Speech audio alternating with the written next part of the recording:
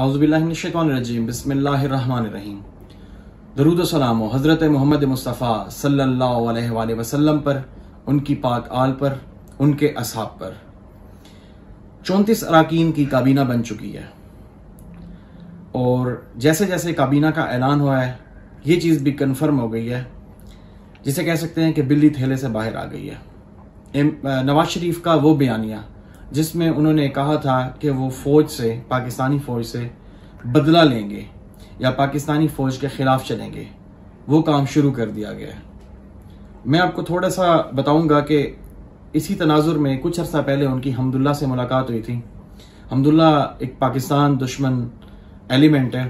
इसके अलावा भी बहुत से बैरूनी लोगों से, जो बैरून मुल्क या बैरून पाकिस्तानी लोग थे, उनसे इनकी मुलाकातें हुई थी, जिसमें बड़ा क्लियर मैसेज देते थे वो कि वो मुल्क दुश्मन लोगों से ही मुलाकात कर रहे थे।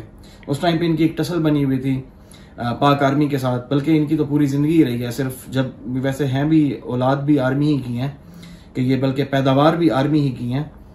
ज़ियाउल हक के दौर में ये परवान चढ़े हैं।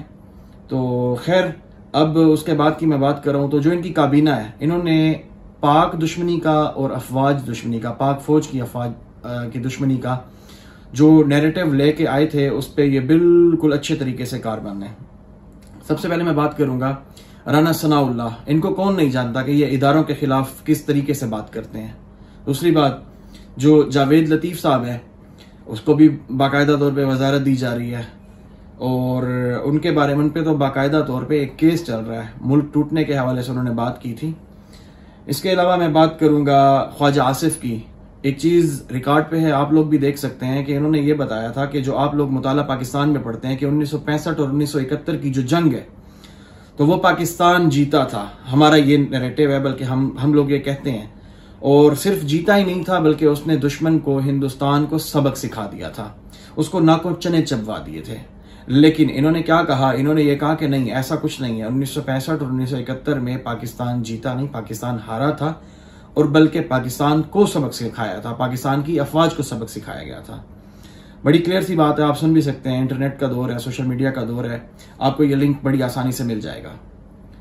उसके बाद तारिक फातमी का एक बड़ा अहम नाम है, जो कि डॉन लीक्स के नाम से मशहूर भी है, मरबूत भी है। तो जो नवाज शरीफ है, इसका बयानिया बिल्कुल मुकम्मल तौर पे पूरा हुआ है। जो वो फौज दुश्मन बातें करते थे, जो वो पाक दुश्मन बातें करते थे और ऐसे लोगों से मिलते थे जो पाकिस्तान के दुश्मन है, जैसे कि नरेंद्र मोदी जो मुसलमानों का दुश्मन है, उससे भी।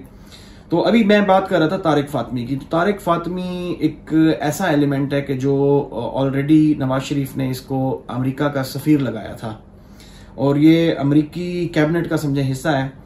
अमेरिका इसको बड़ा पसंद करता है, ये प्रो अमेरिकी है।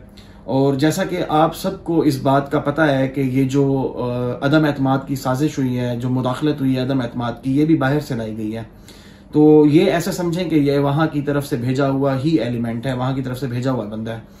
डॉन लीक्स के हवाले से आपको एक चीज याद होगी कि डॉन लीक्स में अफवाज पाकिस्तान और हमारी स्टेट यानी कि गवर्नमेंट के दरमियान, हुकूमत के दरमियान एक थोड़ा सा फड्डा बन गया था, जिसमें डॉन लीक्स में इंडिया के नैरेटिव को, इंडिया के नजरिए को हमारे नैरेटिव पे यानी कि उसको जीत दी गई थी, यानी कि इंडिया के नैरेटिव को हमारी उस पर दोहराया गया था।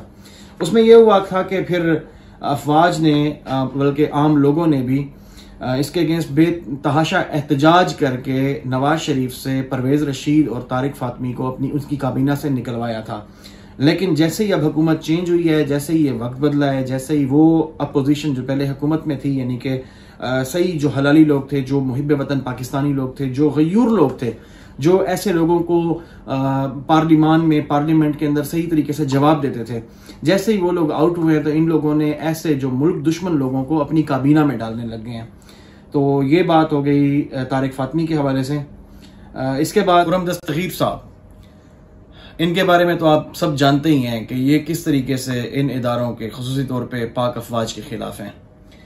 इनके वाले साहब तो खैर पाक फौज के साथ हुआ करते थे, जनरल अयूब के साथ। उस वक्त उन्होंने एक कंपेन चलाई थी मोहतरमा फातिमा जिन्ना के खिलाफ। वो कंपेन ये थी कि मोहतरमा फातिमा जिन्ना का जो इलेक्शंस का सिंबल था वो था लैंप, लालटेन। तो इन्होंने ये किया कि गोजरावाला के अंदर एक कुतिया के गले में लैंप डालकर उसको पूरे गोजरावाला में फिराया, उसकी बेशुमार तज़हीक की, मादर मिल्लत की, फातिमा जिनाह साहिबा की। तो बहरहाल इसके बाद जो नवाज शरीफ को जब निकाल दिया गया, यानी कि सुप्रीम कोर्ट ने उनको नाअहल कर दिया, और उसके बाद उन्होंने जब तकारीर की जिसमें जनरल फैज़ हमीद और जनरल बाजवा के खिलाफ बड़ी खुला के ये सारी बातें थी, तो उस जलसे को स्पॉन्सर भी यही खुर्रम दस्तगीर साहब कर रहे थे। तो इनका बयानिया पहले दिन से यही है, मुल्क दुश्मन, पाक फौज दुश्मन। और इसके अलावा इन्हीं के जलसे के अंदर सबसे पहले जो PMLN की तरफ से नारा लगा था वो यही नारा लगा था कि ये जो दहशतगर्दी है इसके पीछे वर्दी है। तो इस मामले में खुर्रम दस्तगीर साहब भी बड़े क्लियर हैं कि वो पाक अफवाज के खिलाफ हैं। इसके बाद मैं नाम लूंगा अयाज सादिक साहब का। जब अभिनंदन को पकड़ लिया था और अभिनंदन के बाद जब चीफ ऑफ आर्मी स्टाफ गए थे वहां, तो उनके बारे में एक बयान आया कि जैसे ही इन्होंने अभिनंदन को पकड़ा तो ये डर गए इंडिया से और अमेरिका से या उस लॉबी से, तो इन्होंने फौरी तौर पे, इनकी टांगें कांप रही थी और इन्होंने फौरी तौर पे अभिनंदन को वापस भेज दिया। ये अयाज सादिक साहब थे। इसके बाद मियाँ साहिबान की ये भी बड़ी शदीद ख्वाहिश है कि वो मोहसिन दावड़ को, जो शुरू से ही पाक फौज का दुश्मन रहा है, जो शुरू से ही पाकिस्तान का दुश्मन रहा है, उसका बयानिया तो बहुत क्लियर है कि वो सिर्फ पाक फौज के दुश्मन नहीं है, वो बल्कि पाकिस्तान के खिलाफ बात करता है हमेशा, बल्कि बकवासियात करता है। तो उसको ये बनाना चाहते हैं वफाकी वजीर, मिनिस्टर बनाना चाहते हैं, और उसने और अली वजीर ने तो कभी किसी किस्म की का मौका छोड़ा ही नहीं है कि पाक फौज के खिलाफ वो बात ना करे। बिल्कुल रिसेंटली 2 से 3 दिन पहले की बात है कि उसने पार्लियामेंट में जैसे ही तकरीर की तो वो किसी और चीज़ के फतह का जश्न मनाता, उसने पाक फौज के खिलाफ ही बातें करना स्टार्ट कर दी और उनके खिलाफ कोई कमीशन बनाने की या कोई इस तरीके से बात थी। इसके बाद, और बल्कि मैं आपको एक और बात भी बताना चाहूँ कि मुक्तदर हलकों की तरफ से, बड़े आप चीज़ों को समझ रहे होंगे कि मुक्तदर हलकों की तरफ से इमरान खान को ये रिक्वेस्ट की गई थी जब 2018 का इलेक्शन था कि आप मोहसिन दावड़ और अली वजीर के खिलाफ किसी को, PTI को टिकट ना दें, PTI के किसी बंदे को टिकट ना दें। अगर आपने टिकट दिया तो या आप जीत जाएंगे या JUIF जीत जाएगी, तो लिहाजा मेहरबानी फरमा के उधर ना दें।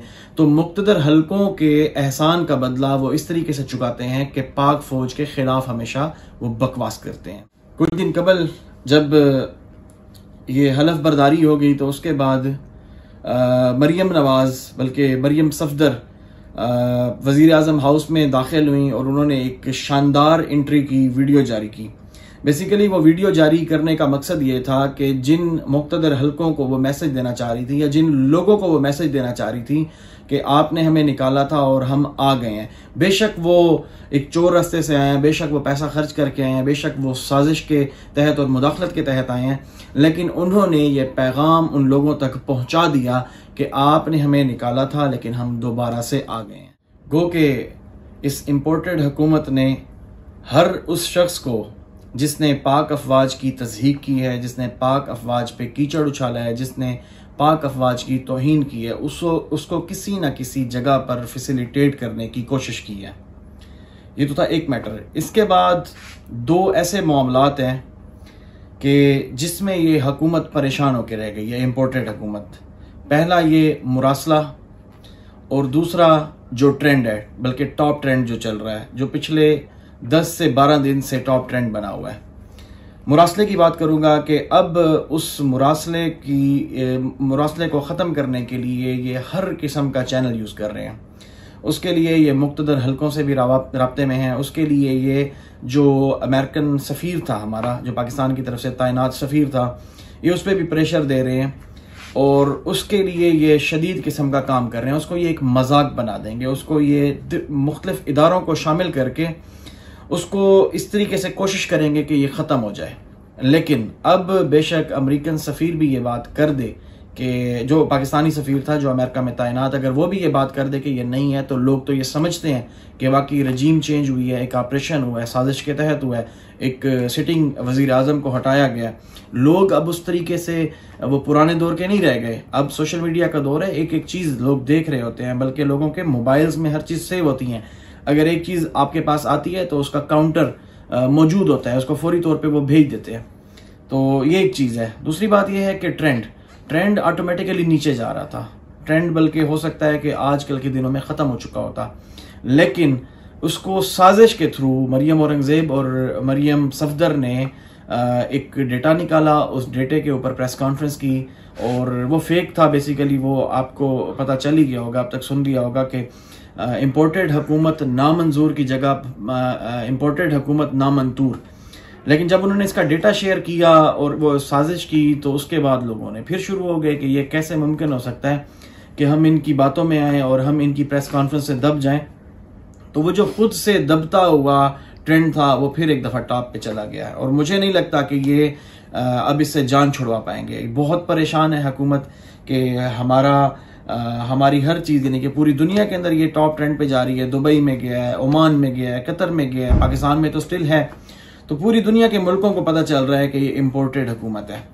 तो ये उससे अब जान छुड़ाना चाहते हैं, लेकिन अब इनकी जान नहीं छूट रही। खैर, इसको ये किसी भी तरीके से खान साहब को जो ये मुरासला मिला है उसकी मुकम्मल तौर पे उसको ये गप बनाएंगे, उसको इस तरफ लेके जाएंगे कि उसकी गप बन जाए। लेकिन इस वक्त अब जो तहरीक इमरान खान ने जो बयानिया दे दिया है उससे पीछे हटने वाला ना इमरान खान है और ना उसकी यूथ है। तो जो इंसाफियंस हैं, जो इमरान खान के सपोर्टर्स हैं या जो पाकिस्तान के सपोर्टर्स हैं, मैं खसूसी तौर पे पाकिस्तान के सपोर्टर्स को बात करूंगा कि आप किसी भी ऐसे ऑपरेशन में, किसी भी ऐसी कैंपेन में शामिल ना हो जो इदारों के खिलाफ हो। अभी कुछ देर पहले ही मैं एक सॉफ्टवेयर है ट्विटर पे, एक स्पेस बनती है जिसमें तकरीबन 1.5 लाख लोगों से इमरान खान साहब उनके सवालात के जवाबात दे रहे थे। उन्होंने बड़ा क्लियर किया, उन्होंने कहा पाक फौज मुझसे ज्यादा पाक फौज इस मुल्क के लिए जरूरी है और यकीनी बात है कि यही। इसके अलावा उन्होंने कहा अदलिया पे भी किसी किस्म के वार नहीं करने और उन्होंने बड़ा क्लियर मैसेज दिया है। तो मैं इंसाफियंस को बोलूंगा, मैं पाकिस्तानियों को बोलूंगा कि आपने सारे इदारों को छोड़ के किसी पे बात नहीं करनी, लेकिन इम्पोर्टेड हुकूमत को हम कतअन नहीं मानते, ना ही आप मानेंगे। तो इसके खिलाफ आप इस जो ये ट्रेंड में है अपने आप को एक्टिव रखें और पाकिस्तान के लिए दुआएं करें। जो पाकिस्तान के लिए इस वक्त एक मर्द मुजाहिद इमरान खान निकल चुका है उसका साथ दें, हर फोरम पे साथ दें। अगर आप फिजिकली वहाँ शामिल नहीं हो सकते तो अपने मोबाइल से उसकी पोस्ट को शेयर करें, सोशल मीडिया पे आप चीज़ों को संभाल लें और यही आपकी जीत होगी इंशाल्लाह ताला, यही आपके नजरिए की जीत होगी। आप खुददार पाकिस्तान की तरफ बढ़ें, आप खुददार नौजवान हैं, आप खुददार बुजुर्ग हैं, आप खुददार माँ हैं, खुददार बहन हैं, खुददार बेटी हैं।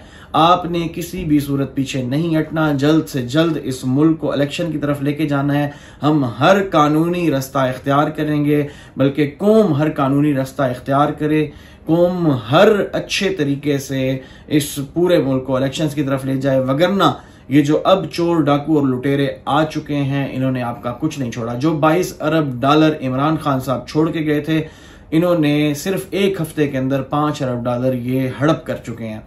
उसके बाद अब इनके बयानात आ गए हैं, बल्कि वो जो 90% मीडिया बिक चुका है उसकी जो पहले महंगाई पे वो करता था कि 1 रुपए 2 रुपए 4 रुपए पेट्रोल बढ़ता था और जो इतनी बातों पे शुरू हो जाता था, इतने यानी कि कसायद पे शुरू हो जाता था, बल्कि इमरान खान साहब के खिलाफ शुरू हो जाया करता था। अब वो कह रहा है कि 21 रुपए बढ़ना लाजमी है, ये नागुज़ीर हो गया, ये हो गया, ये वो हो गया। तो इस तरह की बातें शुरू हो चुकी हुई हैं।